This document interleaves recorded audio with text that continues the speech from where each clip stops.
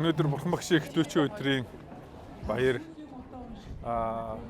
нэг дид үндсэн бас хөтөлбөрүүдийн нэг хэсэг Жанжин Сүхбаатарын талбай Цанбог Чингис хааны хөшөөнийхөө өмнө бид нэр бясалгал яг одоо хийж байна.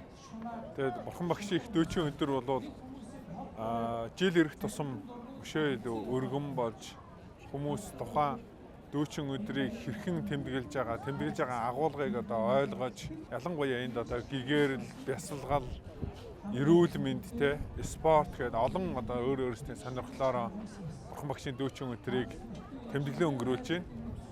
Тэгээд бурхан багшийн дүүчин өдрийн хамгийн одоо өмнөх жилүүдээс онцлогтой зүйл нь бол маш олон байгууллагууд дэмжиж оролцож байна. Жишээ нь Монгол улсын хэлний бодлогын үндэсний зөвлөлийн хамт олон өөрсдийн одоо мэдээллийг өгөж монгол хэл бичгээ сурчилж ялангуяа үндэсний бичгийн одоо нийтээр ашиглахыг хэрэглэхийг уриалсан ийм одоо сайхан үйл ажиллагаануудыг хамтарч явуулж байгаа. Мөн одоо бурхны шишний чиглэлээр үйл ажиллагаа явуулдаг төрийн бус байгууллагууд өөр өөрсдийн одоо чиглэлээр урлаг, соёл, сургалт гэдэг энэ олон зүйлүүдэд танилцуулж ингэж бурхан багшийн дүүчин өдрөө тэмдэглэж байна.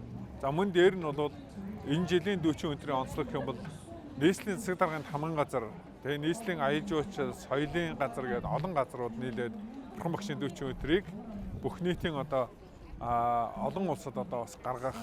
За дээр нь энэ одоо өөрсдийн өв соёлоороо дамжуулаад аял жуулчлалыг бас Монгол улс руу чиглүүлэх, хандуулах нэгэн одоо ийм үйл ажиллагаа болгохыг зорж байгаа юм байна. Тэгээд энэ бол маш чухал гэж ингэж бодож байна.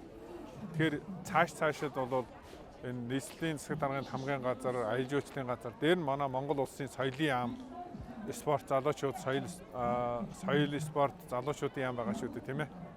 Спортын энэ яам бас оролцож байгаа. Тэгэхээр Монгол улсын 21 аймаг 330 сумд өнөөдөр бас ийм соёлын үйл ажиллагаанууд зохион байгуулагдаж байгаа.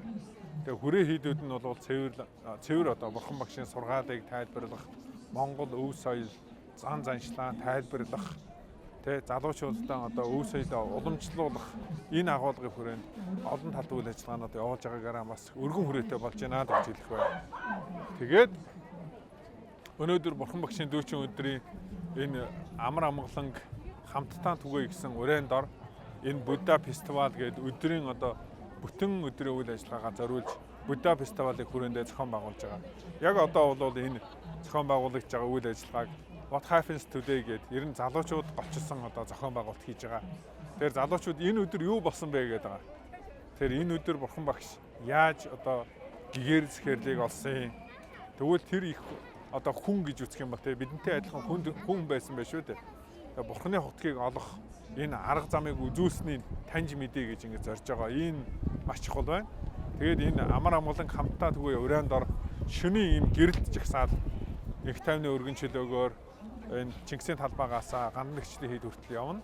Ингээ гандан нэгчлийн хийд дээр очиод бас уншлага залбирал, майн татах гэдэг одоо тийм маш сонин сайхан ийм одоо үйл ажиллагаа, номын ажлууд болно.